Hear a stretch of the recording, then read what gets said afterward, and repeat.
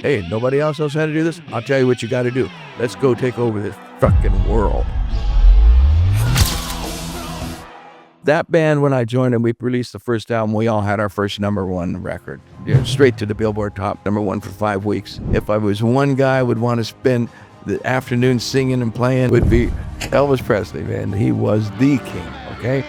When you fall in love, somebody can come up and say, hey, man, somebody just stole your car. And you go, I don't care. I'm in love, man, The biggest lesson I've learned in my life is? Don't lie. There's no reason to lie. It will bite you in the ass. You tell the truth at all times.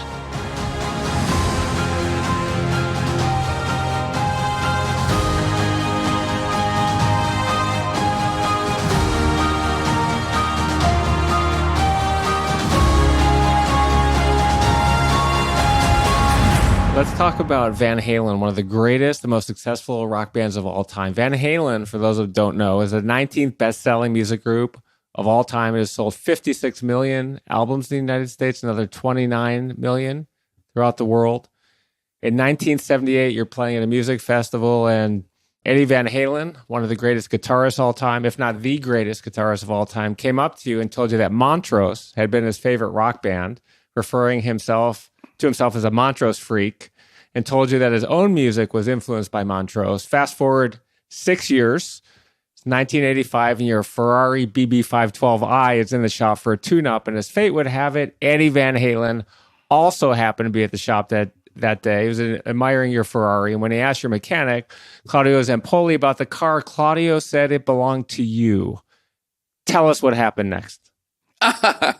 This is just one of those crazy things where the cosmic thing that happened to me, back with the UFO, the little flying saucer dudes, ever since then, things like this would happen to me. And it just was just pure coincidence, but it just didn't get blown out the window. So Eddie Van Halen says to Claudio, that car belongs to Sammy Hagar. You should call him, get him in your band. And Eddie goes, you got his phone number? Claudio says, yeah. Eddie sits right down in the office and calls me out of the blue. I just got home from a tour, been home 2 days, a VOA tour, maybe 120 shows. I was done, happy to be home, and the best shape of my life, though. I didn't, I was like chiseled. And he says, hey, Dave quit. Why don't you come down and join our band? I said, oh, man, nah, hey, I'm just getting off the road, blah, blah, blah. And I said, well, give me a couple of days. And he said, no, come down tomorrow. I said, when do you want to do this? He said, come down tomorrow. I go, oh, no, you got to give me a couple of days. Man, I said, man, I just shaved my head, cut all my hair off because my hair was trash from sweating every night in the lights. And it was like a haystack, on top of my head. So I cut it all off after most tours. And I thought, man, I ain't going to go around with like this. And he goes, I said, why don't you come up here and, we're trying to write some songs, see what we got. He goes, well, I got some idea, blah, blah, blah. So he talks me into it. I call my manager. I left her. He's going, I said, man, I'd love to play with Eddie, but I said, man, I don't want to be in that band, thinking about their image because of the previous singer. And I'm going, I'm not that kind of guy, So anyway, I went down, and the rest is history. Van Halen, Eddie and I hit it off like just on a creative level. He's going, whoa, you can hit that note? I said, sure, I can hit that note. I can hit higher now. You can? Hip, ding, bing, bing, goes onto the piano. What would you sing to this? He starts going, why can't this be up? Then I'm going, and he's going, holy shit, man. And Al's going, whoa, man, well, try this, try that. They were like using me like I was, like they'd never heard anybody that could sing. It's pretty funny. So you joined Van Halen, which to many becomes known as Van Hagar, and with you as a lead singer, they produced 4 multi-platinum #1 Billboard charting albums, 5150, OUA 12, 4 Unlawful Carnal Knowledge, and Balance. During that time, the band has 9 #1 mainstream rock hits with you as a lead singer. Your time with them had a lot of great moments and some that were not so great. You joined in 1985. You were fired from the band in 1996. Then you returned again from 2003 to 2005. And then either you were quit or were fired again. Can you tell us what those first 11 years were like? You're fronting one of the most popular and successful bands of all time. You're popping out multi-platinum albums, singing in front of sold-out stadiums, 80,000 screaming fans. And from there, can you share with us when you were fired twice, the medical issues, this time involving your pregnant wife, disagreements about their next album, Eddie's alcoholism, and him smashing his guitar on stage, sending shrapnel into the crowd and almost hitting you? Well, boy, you hit on the good and the bad times. So let's start with the good times. Yeah. That band, when I joined them, we released the first album. We all had our first number one record, straight to the Billboard top of the charts, number one for 5 weeks. I believe that's what it was. Anyway, and the first show, the album wasn't even out, and it sold out in 5 minutes in Shreveport, Louisiana. And we came out, we didn't even have a new album out yet. They haven't even released the first single, Why Can't This Be Love? Everything got pushed back, blah, blah, for some crazy reasons. And we started the tour anyway, and the people, tore down the barricade, and the rest is history. We said, this band, the chemistry was just magic. So is what that being in Van Halen and having that kind of success, that even though I had success, it wasn't quite superstardom. See, I thought, I'm over it. I've done it all. I'm going to cut my hair off after VO. I don't know what I'm going to do. I don't know if I'm going to make another record for another year or two. And then I go right back in the fire. I'm thrown right back in the fire. So like I said, I was in tip-top shape. My voice was prima. I'd been singing for years, and really singing at the top of my game. I was on this diet where it was a Haas diet where I didn't eat fat and I didn't eat proteins. It was carbs that actually, without sugar, the carbs would just eat fat right off your body. So I had about 11% fat content. I could run 12, 15 miles without breaking sweat practically. So I was a machine, man. So when I joined Van Halen, this machine was like, hey, let's go, guys. And these guys are like drinking and doing drugs. And I'm going, man, hey, come on, guys, this ain't working. And everybody kind of got on my routine. I became the leader of the band. Here we go again. Hey, nobody else knows how to do this? I'll tell you what you got to do. Let's go take over this fucking world, right? And I got my manager, Ed Leffler, in there. So long story short, we took off on a carnival ride that got me back motivated as a rock star. I said, oh no, this is real. This is superstardom. I saw the difference. Remember I told you I was kind of saying, I don't know why I'm doing this. Don't know what I really want to do. The dream is kind of over. The dream woke the fuck up real fast in Van Halen, and walking out on stage, giving it. We were great. We were the greatest band in the world at that time. I don't care what anyone says. I'll argue with you about anybody. I'd dare anybody to follow Van Halen in those days, in that first 7 to 8 years. Then that just started getting old. The drugs and the alcohol really started kicking in. I was doing quite a bit myself, not in a situation where I needed rehab or where I was hurting my body or my life. But, I was partying pretty good. I was, girls, lead singer in Van Halen, the biggest rock band in the world, handsome young man out there, multi-millionaire, driving Ferraris. You bet I was taking advantage of all that. I was having myself a time of my life. But it wasn't taking a toll on me physically or anything, but it was taking a toll on my marriage.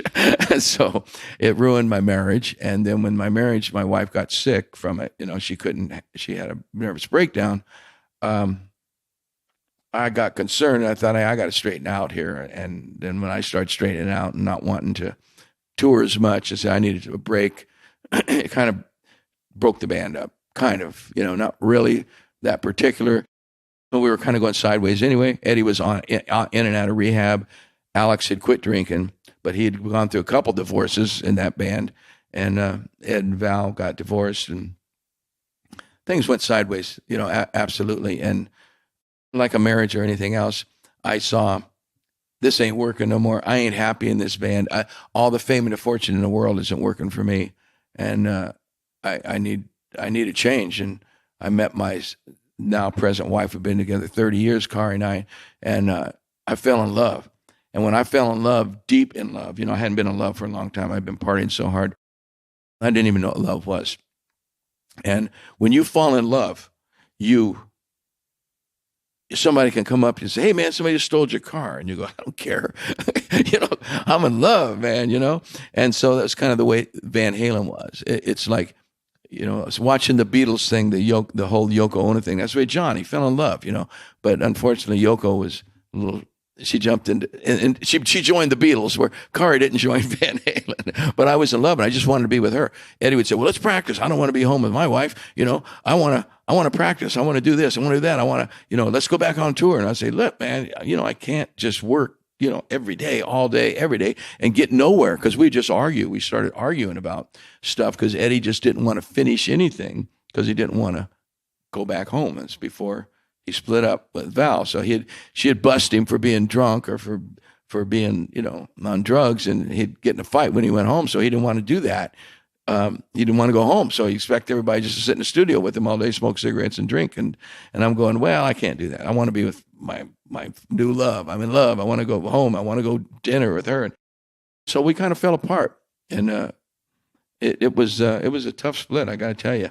When finally they called me up and threw me out after I had my first baby, Car and I got married and had a baby, and it was, wow, disheartening. Just like Montrose, I thought, what am I going to do now? And Car kept saying, hey, you wanted this, you wanted to quit, but you didn't want to quit, so they just helped you out, And I thought, yeah, but wow, now I get, Van Halen, the biggest band in the world, man. It's a nice launching pad, but how can I do better than that? And only thing that drove me then was my ego and my pride. I'm saying, no, I can't get thrown out of a band and disappear. So I rolled up my sleeves and went right back to work again. Here we go. Sammy can't take a break no matter what he does. The God's going, oh no, you're not going to just lay around doing nothing. So I put together a new band, made a record, and went out started a whole new life, a whole new direction, a whole new image. I changed into a lifestyle thing. I just said, I'll never work for fame and fortune or to be just to make money or just to, I'll never do that. I'll never play with people I don't like again. So we all have challenges, and sometimes our greatest disappointments turn into our best opportunities. And let's talk about your incredible success as a serial entrepreneur. There's too many to talk about on the podcast, so I want to focus on two of them. And I want to start with a People magazine spread in December of 1983, which showed pictures from Keith Richards' wedding at the Finistera Hotel in Cabo, San Lucas, Mexico. You worshiped Keith Richards, and you're back in SoCal, and you're looking at these pictures. You thought the resort looked pretty spectacular. What'd you do next? I told my wife, let's go see that place. She looked it up. It's Twin Dolphins, a hotel that's no longer there. There's a Montage resort there now on the same property in Cabo. And I said, yeah, you know about that. And I said, I do. I said, I want to go there. And I went and stayed at that resort, and I fell in love with that place. I said, this place is killing. And so I went down for my birthday in October, and I decided to make it an annual thing. So every October I went down there. So I did that for about 3 years. And then one time when I was there, I hadn't joined Van Halen yet, actually. This was before Van Halen. This is 1983, 82, 83 when I first went to Cabo. But when I was in Van Halen, I'd already bought a condo, and I was living down there. But I said, I want to build a cantina. I want to build a tequila bar. When I bought my first condo, to put things in perspective, I went to my Mexican friends that I had met down there, and the architect friend whose father had built the condos, who lived there too. I said, I want to furnish my place. Let's go to Mexico City. He said, oh, no, we go to Guadalajara, man. Let's go to Guadalajara. That's where all the great art is and all the great, furniture makers and just a lot of great artists there, So I said, okay. So I had a little airplane. So we went to Guadalajara, and while we were there, I said, you ever want to go to tequila? I said, yeah, let's go to tequila. That'd be cool. I like tequila, and I hadn't really thought about making tequila yet, but so I tasted real tequila, and I said, whoa, man, this is unbelievable. 100% agave tequila had not come to America yet. It was, people were drinking tequila with a worm in it back then, 82, 83, before Patron, before Cabo Wabo, with Don Julio. I was before Don Julio. Don Julio was down there, but not in America. So I tasted Don Julio, and I tasted a lot of other tequilas from the town of Tequila in Jalisco. So I said, man, I want to build a little cantina, a little club where I can play music when I'm down here. And make my own tequila, bring my own tequila, like have a Cabo Wabo tequila. The name Cabo Wabo came from the guy walking down the street and all this. I think people have all heard this before, I think. But the Van Halen guys, when we wrote the song Cabo Wabo, they had no idea what I was thinking. I'm going to build it. I'm going to build the Cabo. We're going to put that song out. I'm going to build the Cabo Wabo, and I'm going to have my own tequila called Cabo Wabo tequila. But I didn't think about bringing it to America. I did not dream that dream. This is one, everybody said, man, you were smart. That was before tequila. You were right in the beginning. And no, I was not smart. I was lucky. My little spaceship guys, intervention again. My brain is always really open from that experience. And so I was open to making tequila. So I went down to a distillery. I said, hey, we went to all these places, and these farmers, the Rivera family, they said, you have to bring us bottles. We make our tequila. We sell our tequila to, we sell our agave to the big tequila makers. They were farmers, but they had their own little private batch. They make about 20 cases a year for the family. And I said, well, can I have some of that? They said, well, no, you got to bring your own bottles. So I said, okay. So because I thought it was the best tequila I ever tasted in my life. And we had tried 20, 30 different places. So, went and found out how to get the bottles, went to my other Mexican friend and said, hey, do you know where we can get bottles made? Sure, I know this guy hand blows them in. And I go in there and say, okay, we want to order, 150 bottles, okay. And want to deliver them to this place, take them down there. They're pouring it in there with siphon hoses. They look like they're full. Okay, that's enough. Put a cork in it to the next one. I mean, it was that primitive. And I built the Cabo Wabo. Van Halen was involved, but I was, they weren't involved, but I was still doing it. And my manager said, if you really want this to be successful, you better bring them guys in, because they're not going to, they're going to torture you for doing this. Because they were, what's he doing? What's he doing in Mexico all the time? He's not showing up we're trying to write songs, and he's writing the lyrics in Mexico. And I'm going, damn right, so I'm inspired to write lyrics. I come to the studio, walk in, blow out my new songs, my lyrics, boom, boom, see you guys, back down to Mexico, I have my own little plane. But, that kind of freaked him out a little bit, but we weren't getting into it because we still had a great manager. But anyway, he just said, bring him in. So they become partners in Cabo Wabo. And when when they threw me out, that ended. But I know I went back to Van Halen, but I was in Van Halen when I started Cabo Wabo. So let's just go back a second, because there are some very interesting details here that I just want to go back to. You're down there, you decide you want to open a performance space. We're not talking about a little bar like with a stage in the back like the Troubadour in LA, which holds 500 people. We're talking about a 14,000 square foot venue with indoor-outdoor seating for 1,000 people. Your accountant loved it so much that he quit. Your awesome manager... She quit. Yeah. And then your awesome manager, Renata Ravina, who was awesome in helping me set this up, didn't love it so much either. So she convinced you to enlist, as you said, the Van Halen bandmates. Not Renata, Ed Leffler. Ed Leffler. Renata took Sarah's job as my kind of bookkeeper at that time. She's become my personal business manager for the office and so forth for 30-some years now, 40 years, whatever it's been. But no, Ed Leffler was the manager of Van Halen. And he said, if you're going to do this and you want to get I wanted MTV to have a big party and film it, the opening of the Cabo Wabo. And he said, It better be Van Halen's Cabo Wabo. Otherwise, you're not going to get their support, and the MTV's probably not going to support it. So anyway, he got them involved. Okay. So you build it. It's on the edge of the marina in downtown Cabo San Lucas. It's awesome. If you haven't been there, I've been there lots of times. Primarily in college, by the way, where my life now with 5 kids is a little different than it was now. It's grown up now. You're welcome to still come. By the way, I hope we can meet there in a couple of weeks when we're down there for the holiday. Absolutely. I'll let you know when I'm going to be there. Yeah, because I'm going. Awesome. So its motto is where the land ends and the party begins. It opens in 1990. And people made fun of you. They were mocking you. The LA Times wrote an article that said, celebrities just can't resist opening a restaurant. And at first, it's bleeding money. It lost money its first 3 years. It was $300,000 in debt. We've already talked about what happened on the venue side. So Van Halen, you bought back what they had put in. You're an optimistic guy.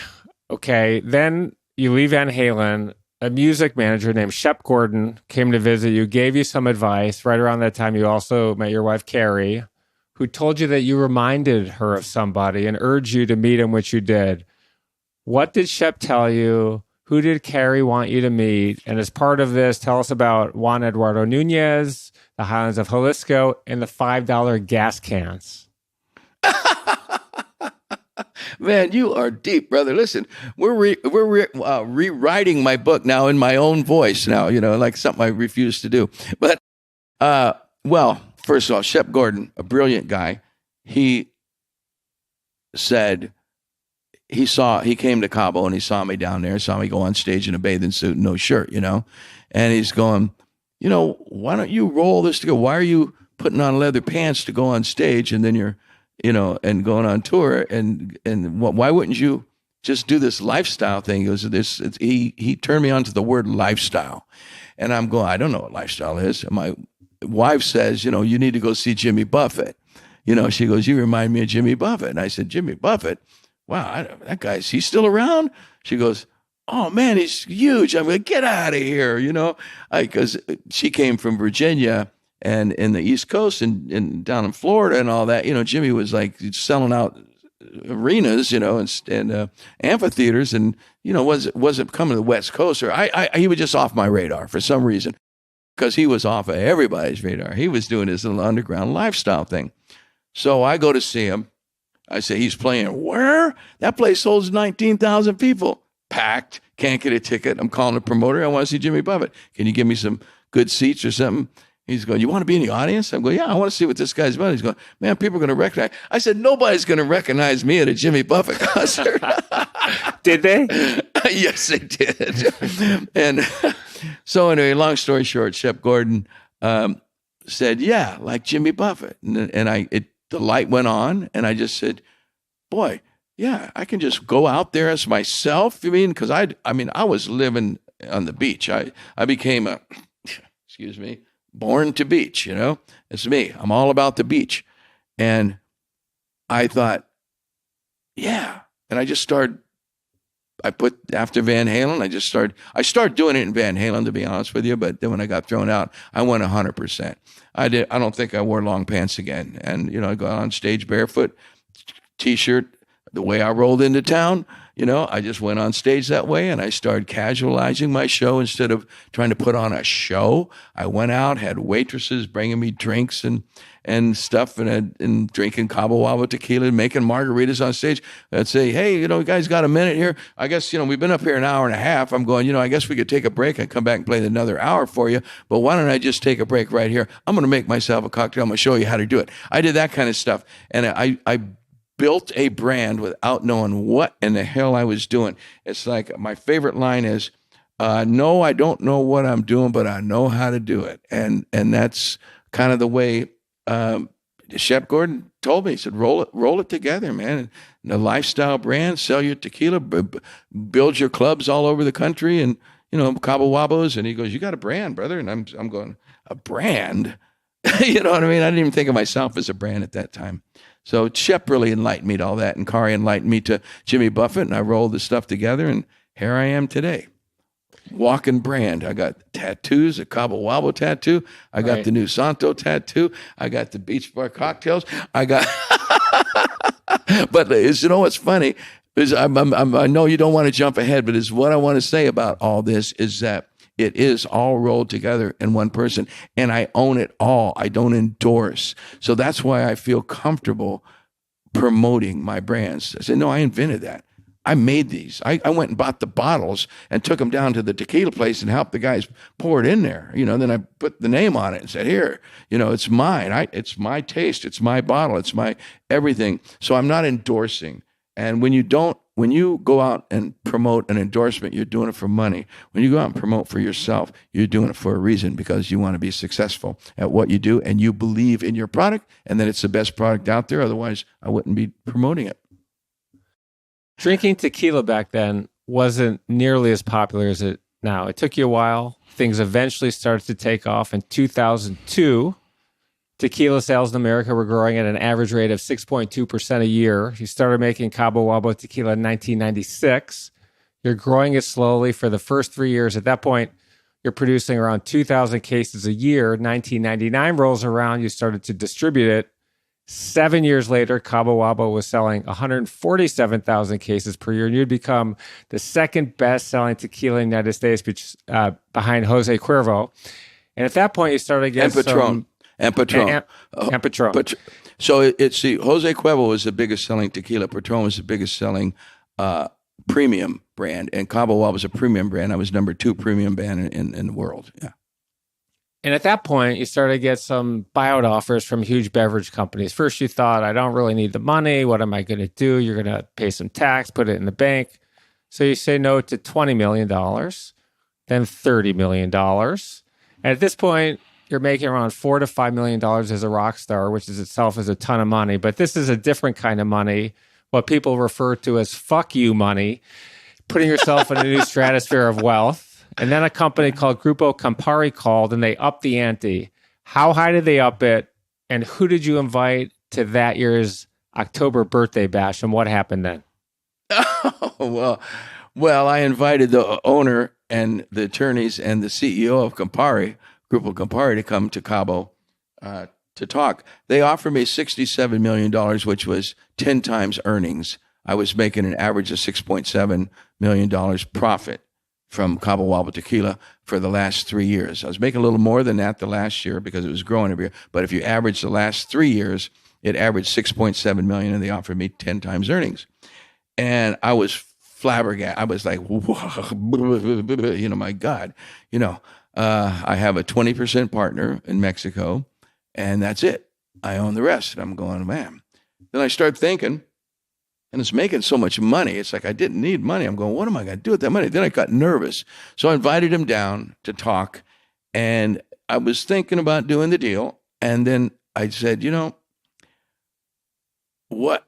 It's not going to change my life. Why am I doing this? Here, I'm going to lose my brand. I'm in love with growing this brand. This is the most fun I've ever had outside of sex and rock and roll is growing this brand.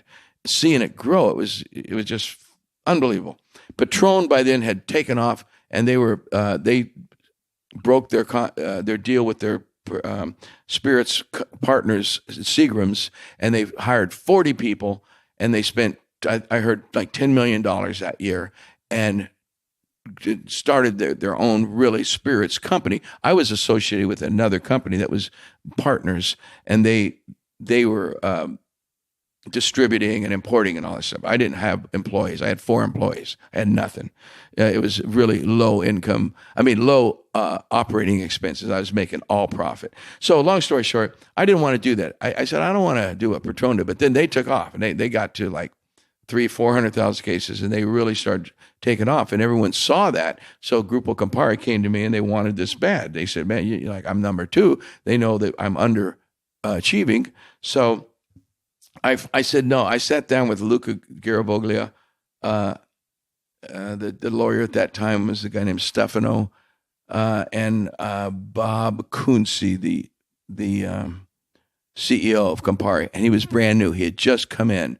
Then the old guy was the guy that done the deal with us, or was making the deal. And it's kind of complex. That's why I'm bringing this up, because Bob, I don't think, was a fan. I think he was saying, you guys are crazy. You're paying this guy way too much money. Look at this guy. He's walking around in a bathing suit. He's he's living on a beach. He's a bum. You know what I mean? He's not going to run this company right. I don't know if that's what he was thinking, but in my head, I knew he didn't really relate to me like the other guys. Luca Garavoglio is one of the greatest men I've ever met in my life, the owner of Campari, and he is brilliant.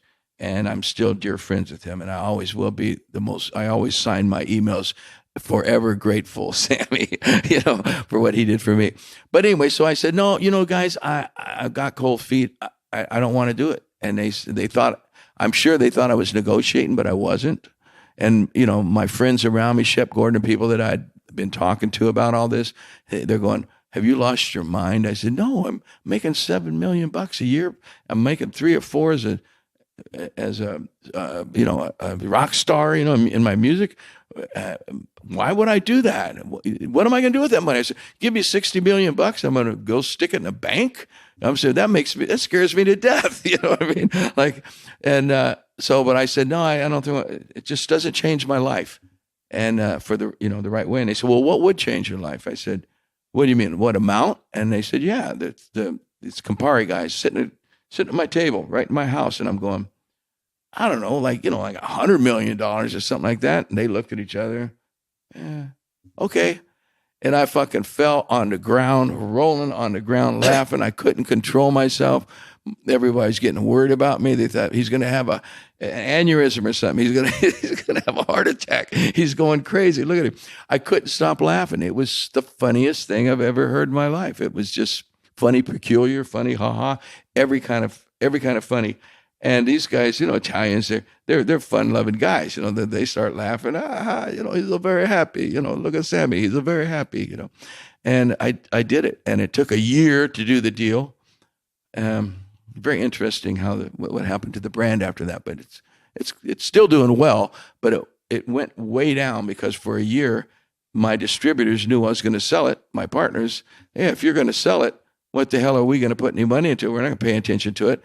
And they're new distributors, the enemy, the guys that have been saying, hey, what does he know about tequila? Sammy Hagar, Cabo Wabo's garbage. You should buy ours. Those guys are now going to sell it. They're going in trying to sell it. I thought you said it was garbage. Now you're trying to sell me. It really went down. It got cut in half by the time the deal was made. But the deal was still the deal. And it was, I tried to keep 20% of the product. So I sold 80. I got 80. And then there was a $4 million in the pipeline that came through after sales that were money that was owed and this and that came back to me. So when you say it was $93 million, it was really a $100 million deal. And I am such a stupid fuck that I said, no, I want to keep 20% and sell it. I thought, oh, they're gonna build it up. Well, my 20% would be worth more than $100 million, And the truth of the matter is, it went way down. And after 5 years, I wanted to get rid of the non-compete, so I sold the 20% back for $13 million.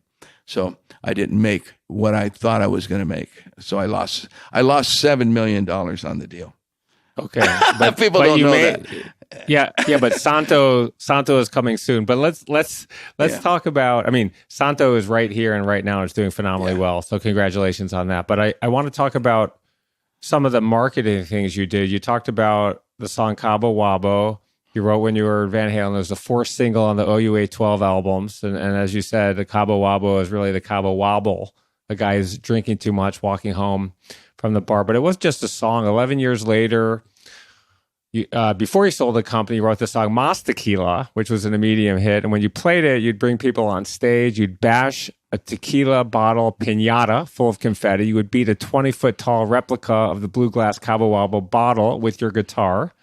You would play a trumpet that shot fireworks out at the end of the song. And then you've got the swim trunks, you got the shirt, the flip-flops. But you talked about this. I mean, you hadn't spoken with Van Halen in 10 years. They told you couldn't wear the Cabo Wabo t-shirt on stage. So you get the Cabo Wabo tattoo on your arm and you're wearing short sleeve shirts. And the Van Halen guys hate you for that. You drank tequila on the Jay Leno show to promote what you were doing and you were criticizing it. So who cares? If you hadn't done all those things, it probably wouldn't have been as successful. But what you did do is you became the OG. You became a model for other celebrities to follow. There's actually an iPhone app called Grape Stars that tracks celebrity spirits and wines, and it's really a thing. There's 86 right now. And you've got George Clooney and Randy Gerber, started in 2013. Casamigos, 5 years later, it's $1 billion sale. Michael Jordan, Cincoro Tequila, $1,600 a bottle. The Rock, Dwight Johnson, launched a tequila last year. It's one of the fastest growing spirits brand everywhere. And then, of course, there's Kendall Jenner, who in February of this year announced to her 200 million Instagram followers she was launching 818 tequila, which sold out in 4 hours. People from 80 countries. And it's just crazy how you did this. And I want to move that into passion, because I think you've got a real brand, and then I think you've got something else going on with these other celebrities. In terms of passion, let's expand on it a bit. Can you achieve excellence if you don't have a passion for what you're doing? And as part of this, what are the 3 or 5 most ingredients to our path to excellence? Woo! Well, passion, a great product and hard work and determination. If it don't happen overnight, if you got a great product and you really believe in it, then eventually you're going to make it happen. It's going to happen. It just got to be good. If it's not good, it'll come short on you. If you don't have enough passion, you'll quit, or people won't believe you. And if you don't work hard enough, it ain't going to happen. So those three things: hard work, passion, and a great product. You've got to have a great product if you're going to stand behind it. So that's why I don't endorse. I make sure that the product is up to my standards. But the way I promoted was so unique that I saved myself $40 million.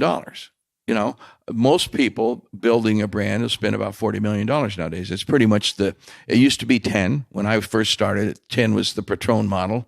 And then, you keep spending as you go. But I mean, the big number to get in the game is about 10. It's 40 now. There's no question about it. The Casamigo guys, I have no idea what they spent, but George and Randy, mainly George, did a ton of work like I did by going and meeting people, throwing parties, renting a big suite in Vegas and inviting all the influential people to drink their tequila. And they got all sending it to, Christmas time, everybody got a bottle, and people talking about it.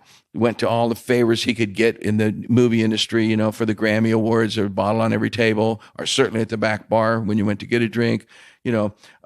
That's all came this way I did it. I started out I went on tour, built the Cabo Wabo stage, had the big bottle, like you said, had the waitresses coming out, bring me the drinks. It was Cabo Wabo, Cabo Wabo, Cabo Wabo, everything I did, tattoo on my arm, Van Halen. Eventually I started promoting, getting that in the venues, which was really tough. Now it's a piece of cake. If I'm going to play your venue, you got to put my booze in there. You got to put my Santo in there, put my beach bar rum or my cocktails, something, or else I'm not going to play. I don't play just for money anymore. I play to promote my brands and have my fans to be able to experience it.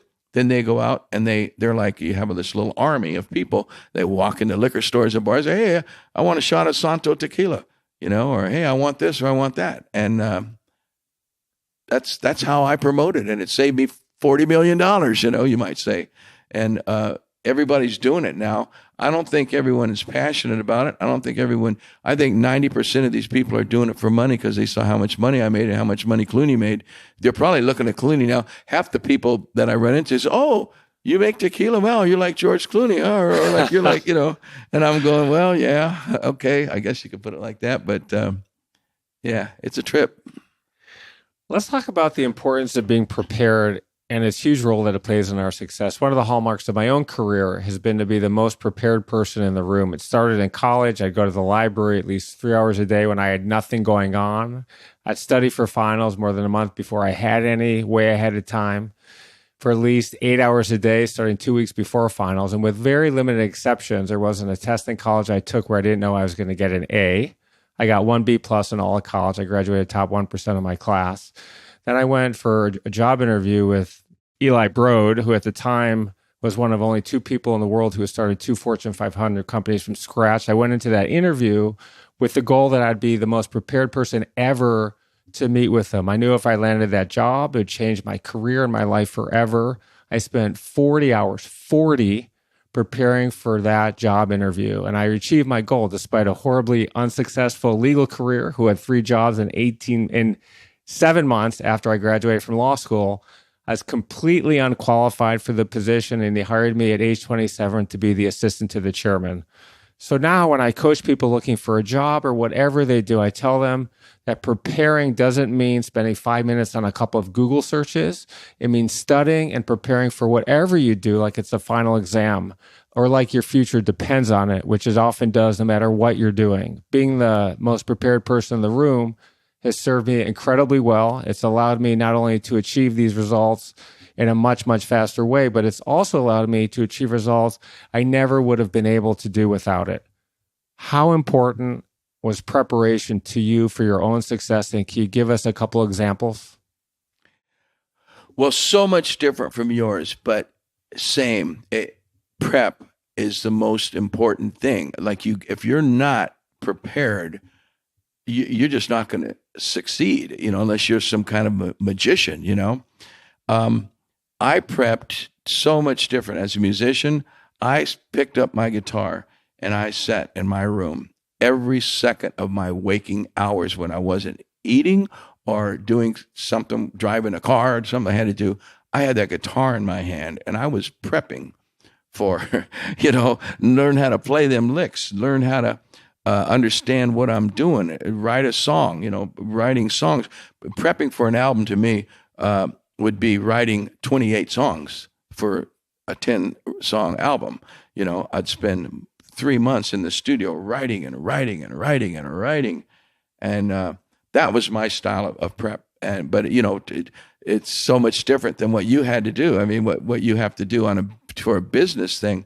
The thing I didn't prep for was my tequila business.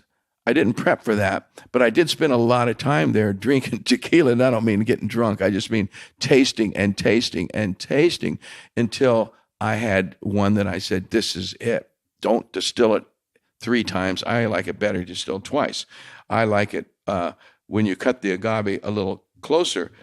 Lose product, it's going to be more expensive, but you're losing 30%, like what we do with Santo and what I did with Cabo Wabo towards the end. I said, how are we going to make this better? How are we going to make this better? That's the same thing. It's really just learning your craft and being finding out what makes it the best, which is, once again, a great product, and then my heart is in it.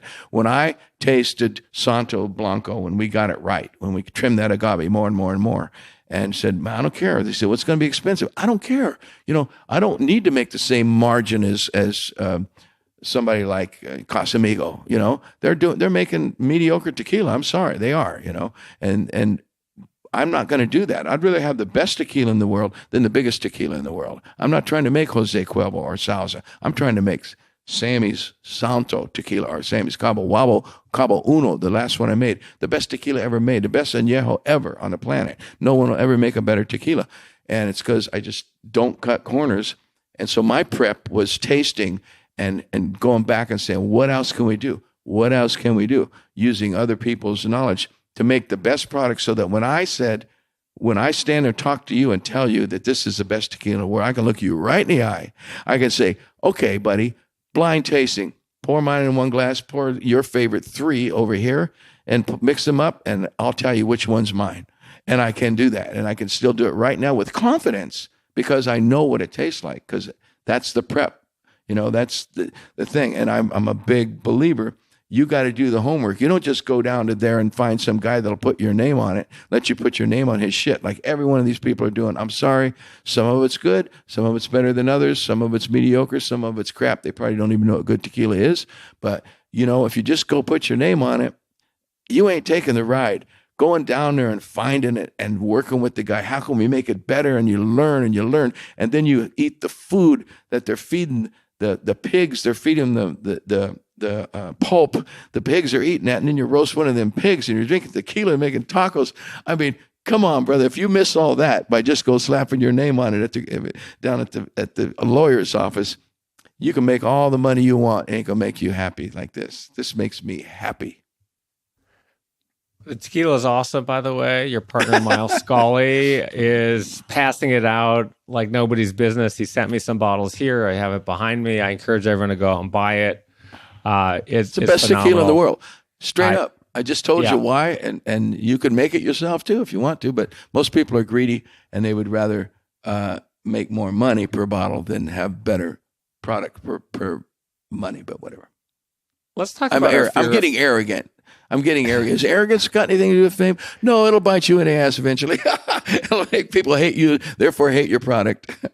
You're confident, and you have the track record and resume to say that. I don't take it that way at all. And you may or may not be biased about your product.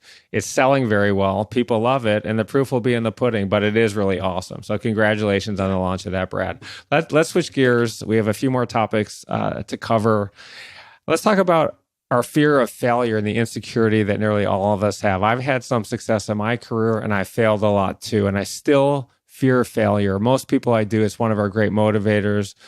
You've told people that you've never felt secure about your music. Given all of your success, how on earth can that be? And is failure one of your great motivators? Well, I don't know if failure is, because I think I told you in the first part of this interview that I'm fearless, and I kind of feel like I never see a downside. It's if I've got a fault, it's I never see the downside. Because if I see the downside, I do get scared. If I think something can go wrong, I'm one of those guys. Oh shit, it's probably going to go wrong. Because I'll get in one of those insecure moments at 4:00 in the morning when I'll wake up in the middle of the night, and when I'm worried about something, and I start worrying about everything, and it's in 10 times magnified, and I'll ruin my next day, and I'll lose 12 hours of good, hard work good, hard, positive work I could have done. So I try to stay away from fear. But I fear failing. Yes. I fear rejection. I hate to say it, but it's probably from my poor childhood. I don't want to be rejected. I don't want somebody to say, oh, that guy, he ain't any good. Don't go see that guy. Or his booze isn't any good, man. He's a phony. Ooh, I don't necessarily fear that. I hate that. But I don't like it. So I guess I'm fearful of it. It's hard to. No one's saying any of those things about you, but well, I promise you that. I'm a fairly well liked guy. I must admit, I make friends, not enemies. I try to anyway. I hope you're enjoying this video so far, but before we jump back in, I want to know if you've ever thought about what you need to do to reach the next level of success in your life. Over the last 25 years, I've been an advisor to more than 50 companies. I've invested nearly 100, including Google, Lyft, and Seagate, and I also co-founded a company that today is worth more than $15 billion. I've been incredibly blessed in my journey, and at this stage in my life, I want to give back. I want to share the lessons I've learned so you can reach incredible success way faster than I did. In my own journey, I've learned that having the right mentor is a massive advantage to achieving our goals. I'm hugely passionate about mentoring others, and I'm looking for a few hungry entrepreneurs who are excited to take action on their journey to incredible future success. So if that's you, I've got an opportunity. In the description of this video, there's a link where you can apply to work with me. All you need to do is answer a few simple questions, and if you're a good fit, my team will reach out so we can build a game plan together. All right, now let's get back to the video. You've worked so hard to get where you are today, and your immense success, it affords you a lot of freedom and to do things that you love to do. I think it's very important for us to reap the rewards of our hard work and have fun. You love your Ferraris, you love your birthday bash in October. What else are you doing for fun? Wow. I've at my age now, I'm really running out of things that really interest me. I've got everything. I've had it. I'm able to have anything I want. And that's a very interesting position to be in. I'm a little bit afraid of that, of where this is going for the rest of my life. I'm not excited about a lot of things anymore, and it bothers me. And I don't know if it's my age. It's something I'm dealing with, and I've never said this to anyone, but I've been thinking about it a lot. I wrote a new song. I made a new record with my band, The Circle, working with David Cabo, one of the greatest producers I've ever worked with in my life, probably the greatest. And I've worked with the greatest producers of all time. David Cabo he brought things out of me that I can't tell you. I asked him to do. I said, push me, get me back, make me do be as great as I was when I wanted it so bad I would kill myself to do it. And so he pushed me real hard. And I wrote this line called, "When is the last time you did something for the first time?" It's just a line in a song. And I'm starting to try to live that way now. I'm trying to say, that maybe will make me happy if I do something. Go, wow, I was so afraid to do that, or I never thought about doing that, and I did it, and wow, that was a blast. It puts a smile on your face to do something that new at my age, and even with your wife, and we've been together 30 years, and it's like, yeah, let's try something new. You know what I mean? It's like in the bedroom, wherever, the kitchen. I really think it's important to push yourself like that, because when you start losing as you get older, and in my position, I don't think everyone's in my position, but anyone that's got enough money to do anything, and enough, not just money, it's the ability to do anything I want practically.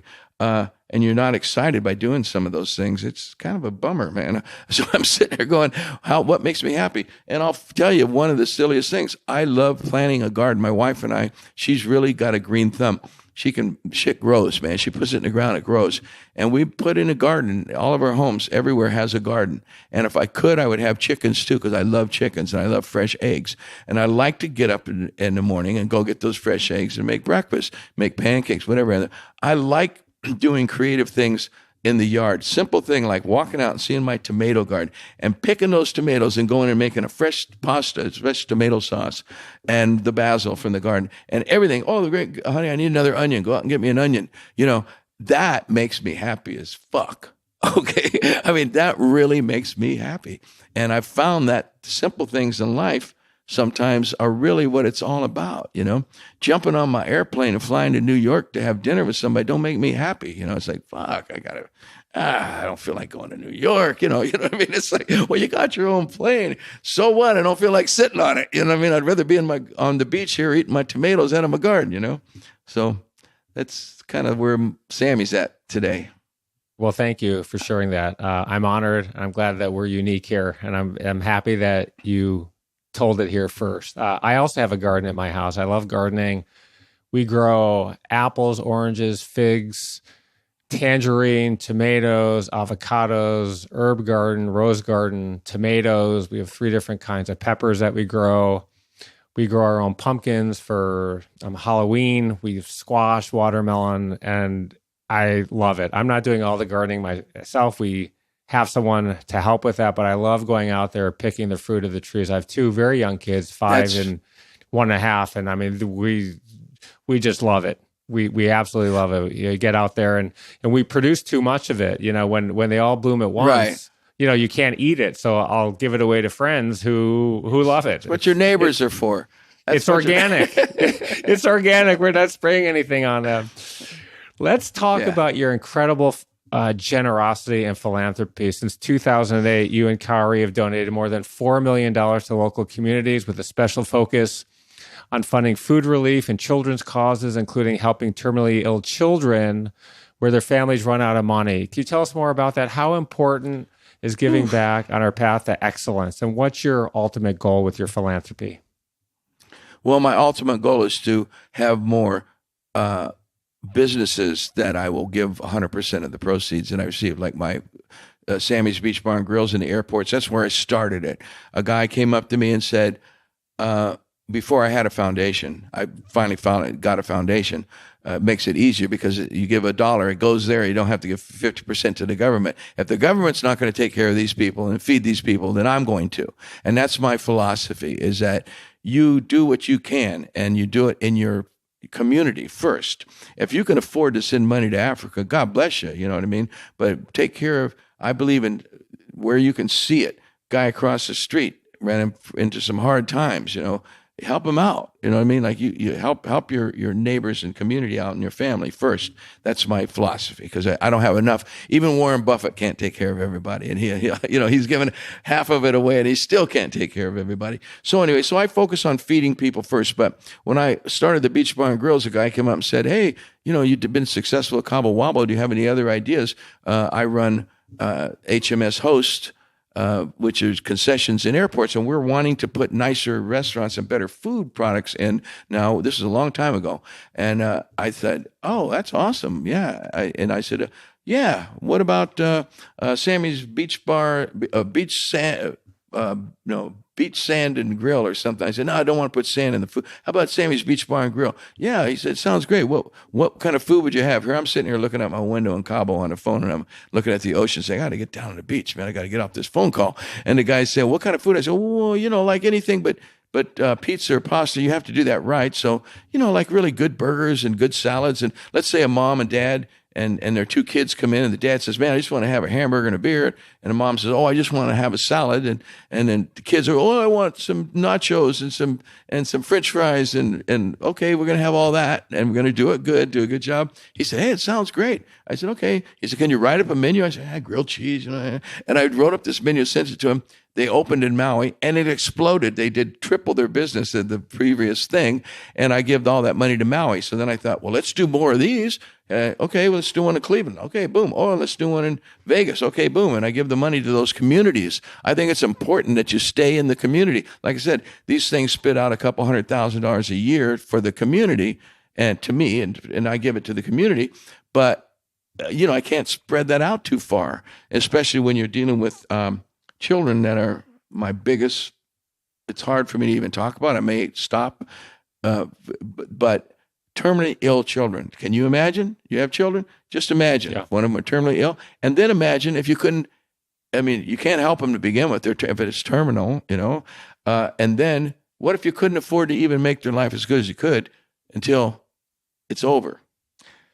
That I can't deal with. So, and it's the most expensive one because, it's the medical system is so expensive. And the government won't allow you to buy them a car to drive for the treatments for a kid that maybe has to be on dialysis.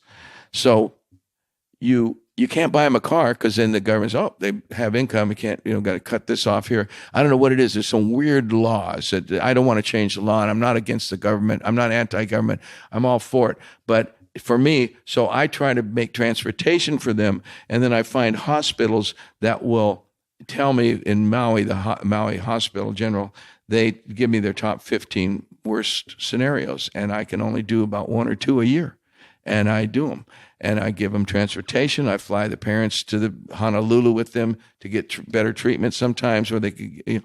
Anyway, it's something you don't brag about, and it's something you just do out of the goodness of your heart. I just believe the simplest one is feeding people. If you can only afford $10 a year, give it to a food bank, your local food bank. That's amazing. My two main things that I give to is foster care. My grandmother's 103. She was raised in foster care, and then sick children, kids with cancer. So we share that DNA. Before we finish today, I want to go ahead and ask a couple of open-ended questions. I call this part of my podcast "Fill in the Blank to Excellence." Are you ready to play? Man, you got my brain is scrambled right now. Playing sounds fun. Yeah. Let's play something. Let's have some.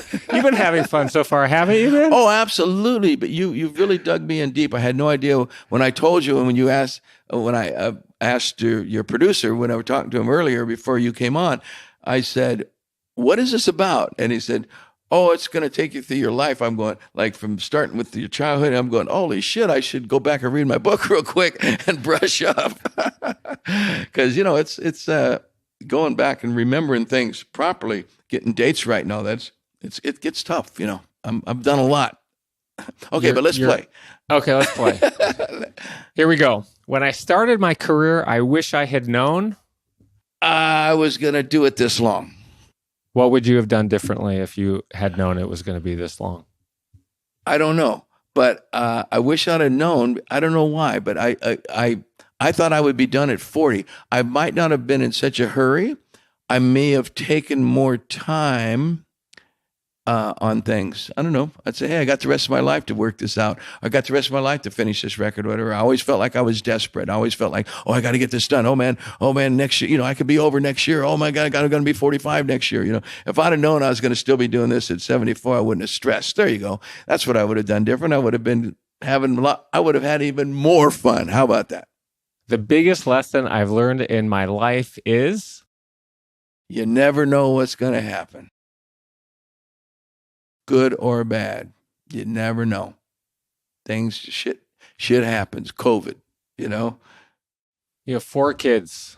The biggest lesson I've taught my kids is don't lie. There's no reason to lie. It will bite you in the ass. You tell the truth at all times. The whole truth, you tell it. You don't have to say, if you're not asked something, you don't have to say it. You know what I mean? You don't have to, that'll help you, because it's hard not to lie sometimes. You go, man, I'm going to, but if somebody doesn't ask you, you don't have to tell them. But if you're asked, tell the truth, especially to me. Going forward, my professional goal is? Try to be better than ever at anything I do. Try to elevate my expertise. My biggest personal goal is? Stay healthy, live to be 100, stay out of a wheelchair, and bedridden, and just live right to the end like I am right now. You would love my grandmother, 103. I was in Detroit last week where I grew up, visiting her. Still lives alone, raised in foster care. What a life. She was telling me stories last week about buying her first car, and I don't know, it was $150, something like that. And all the cars she had, it was so cool for me to see and for her to have the perspective. I mean, the radio came out, the TV came out, the phone was something crazy, a computer was crazy. To talk to someone on your phone is airplanes, crazy. Man, airplanes. Her first airplane ride, filled with cigarette smoke everywhere, causing everybody cancer on that plane. I mean, just crazy stuff. What's your biggest regret? Oh, geez. Oh, my goodness. Oh, God. I'm not sure I have one. But maybe not. I can't regret it, but I wish I would have been able to help my father. But it's not my fault. He died before I made it, But if I would have made it and had the funds and the means, I could have helped him. He died in the street, It's not a pretty thing. So it's not a regret, but it's something I wish I could have done. It's kind of like a regret. How proud was your mom of you? Is your mom of you? Almost too proud, because I hear all the time, my mother's passed too, but I hear all the time from people say, "Oh, I met your mom one time.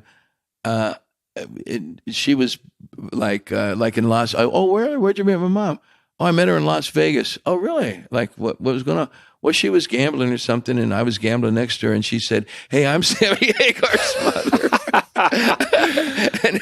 and they're going, and I hear those kind of stories all the time. Like she would just tell anybody and everybody, just go around saying, "I'm Sammy Hagar's mom," as she's digging through a dumpster in the back of a grocery store, because my mom and my stepfather, they had a farm, and I love it now. But at the time when I was first kind of big old rock star and I bought them their first house, I bought them this really nice little farm, and they had goats and pigs and a cow, and they just had one or two of everything, and chickens, not like a big place. But long story short, they would go to the dumpsters and in the back of grocery stores and pull out all the produce that they would throw away that was half rotten, and they'd be piling it and stuff and putting it in the trunk of their car and taking it back to their animals. They'd do it every night.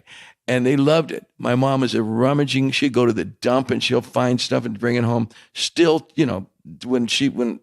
after she had everything, after I was able to spend millions of dollars on my mother, but she would go around and say, "Oh, I'm Sammy Hagar's mother." What an asshole that guy is, man. You should take better care of your mom. I saw her rummaging in a dumpster for food. Oh, man. My mom was something else, man. I would say to my mom, "What do you want, Mom?" "I don't know. Anything, Mom. What do you want?" "Anything." "Oh, I've got everything. I don't know. I'd like to go to Vegas and have like $5,000 that I wouldn't have to worry about losing." I'd go, "God, man." My mom was too simple. She was wonderful. My grandmother, after our company had gone public, I said, "Nana, I'm going to buy you a car. And you can buy any car you want. So you go to the dealership, you just tell me where you are, and I'll wire them the money that day. You just have to go before noon, because I'm in Los Angeles. She lives in Detroit, so I wanted the wire to get there the same day." Okay, so I'm pushing her a little bit. "Nana, what's up with the car?" She called me one day. "Randy, I've got the car. Super excited. I'm thinking like Mercedes." I said, "Nana, where are you?" "I'm at the Toyota dealership." I said, "Great." I said, "Well, what are we talking about?" I said, "A Camry." I said, "Nana, Camry's a great car. I think it's one of the most popular cars in the country." But I said, "Nana, I'll buy you whatever car you want. Go to the Mercedes dealership. You go there. I just want you to have the best car." "Nope, Randy, this is what I want." So she sent me a picture of her in front of the car. It's a red Toyota doing this. And that summer I go there. It's such a hot day. I mean, I go there. "Let's go for a drive, Nana." And I get in the car, and it's so hot. Turn on the AC, and I'm looking for the window button. Nana, where? And I see the roller. I said, "Nana, what is up with this?" She said, "Well, the power windows was $600 more, so I didn't get it."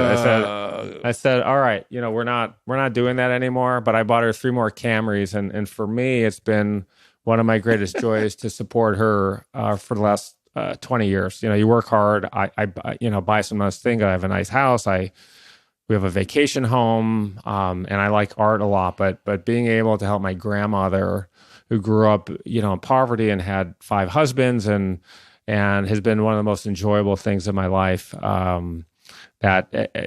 Period. Oh man, you bet. I love your grandmother. You realize this now. Like, see, I want to meet her. You should. What's her name? Judy Eater. Come to Detroit. We'll Judy, fly to but Detroit. her name is Judy. No, I'm going to send her a message right now. Hey, Judy, my name is Sammy Hagar. You probably don't know me, and you might even like my music. I'm not sure, but I just want to say I want to live your life. I want to be 103 and healthy, and I want to meet you someday. And if you like to drink tequila, I can help you. Oh, it's the best. Send her that. God. Send her that. Okay, I will. I tell you, I'll give her the biggest hug she's ever had. Oh, I'll let her adopt me. She can adopt me. What the hell? Oh God, that makes me tearful. Thank you for doing that. Couple more. So, my favorite musician in the world is. Oh, whoa! You're going back there. Oh, Paul McCartney. Do you know him? No. Well, that's my next question. The one musician in the world that I haven't met and want to meet is, and don't say Paul McCartney. Let's go with somebody else. No, it's not. Let me think who I haven't met that I would like to meet. I've just met everybody. I mean, I just well, I mean, it would have to be dead or alive. It would have to be Elvis. So, if that helps, if I was one guy I would want to spend the afternoon singing and playing and shooting the shit with and eating peanut butter sandwiches, deep fried, would be Elvis Presley, man. I think Elvis was the king. No one has ever been bigger than Elvis. I don't care what they say, the king of this, the king of that. He was the king, okay? And, crazy as he was, read all the books. I know all that stuff, but, man, the Big L was the man. If President Biden were standing in front of me, I would tell him. I tell him we need a new president. I'm sorry, sir.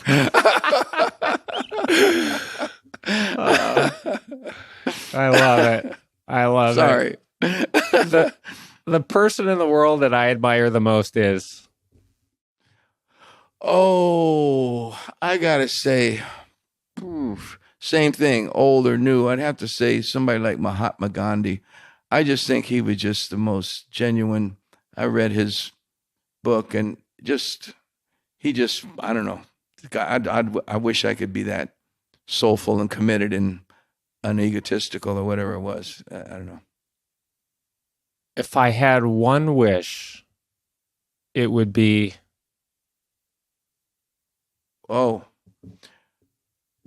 That end violence and greed on this planet. Probably end greed and everything else would go away with it.